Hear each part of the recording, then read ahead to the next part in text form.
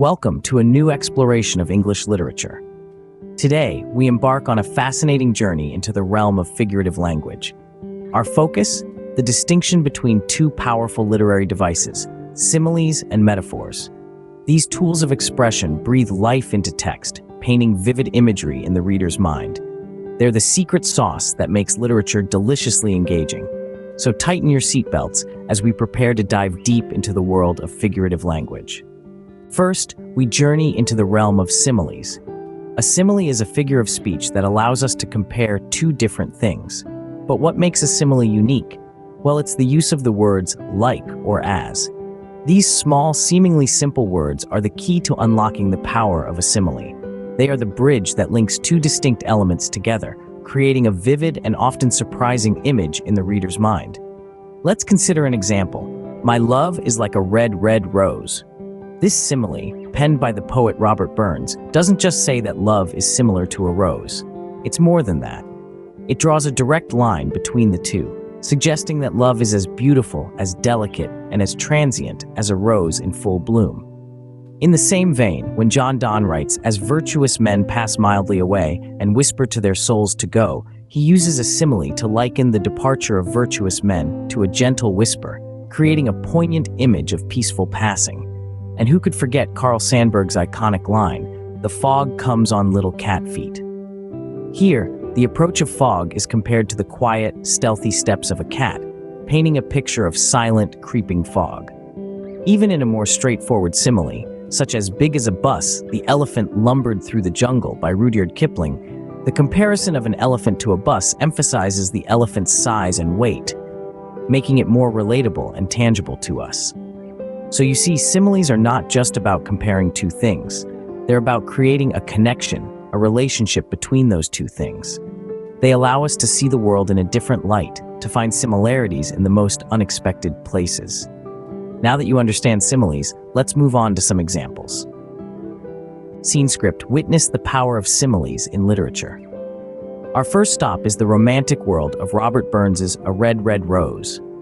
Here, Burns compares his love to a red rose using the word like. He says, "Oh, my Luve's like a red, red rose that's newly sprung in June. Just as a rose is beautiful, fresh, and full of life in June, so is his love." Our next example comes from Donne's A Valediction, forbidding mourning. Donne uses a simile to describe the gentle passing of virtuous men. He writes, "As virtuous men pass mildly away and whisper to their souls to go." This simile likens the death of virtuous men to a whisper, emphasizing the calm and peaceful nature of their passing. Moving on, we find a simile in Carl Sandburg's Fog. Sandburg compares the arrival of fog to the stealthy approach of a cat, saying, "The fog comes on little cat feet." This simile paints a vivid picture of how the fog silently and subtly creeps over the landscape, much like a cat on the prowl. Our final example comes from Rudyard Kipling's The Jungle Book. Kipling uses a simile to emphasize the massive size of an elephant. He writes, "As big as a bus, the elephant lumbered through the jungle." By comparing the elephant to a bus, a large and familiar object, Kipling provides an immediate sense of the elephant's grandeur. Through these examples, we can see how similes serve to create vivid imagery, enhance our understanding, and breathe life into the written word. They allow us to see the world through the author's eyes and to feel what they felt. We have seen how similes can create vivid imagery. Now, let's explore metaphors. It's time to delve into the world of metaphors. A metaphor, unlike a simile, doesn't play coy with comparisons. It doesn't use like or as to highlight similarities. Instead, it steps up confidently and declares, "This is that." It's a bold assertion, a direct equating of two distinct entities. It's a figure of speech that's not afraid to color outside the lines of literal interpretation, allowing us to explore a richer, deeper understanding of the subject at hand. Think about it. When Shakespeare wrote "All the world's a stage," he didn't mean that the world is a physical stage with curtains and spotlights. No, he was asserting a deeper truth, suggesting that we as humans are all actors, playing out our roles in the grand performance of life. That's a metaphor. Metaphors are powerful tools that can convey complex ideas with a simple turn of phrase. They can transform abstract concepts into concrete images, making them more relatable and easier to grasp.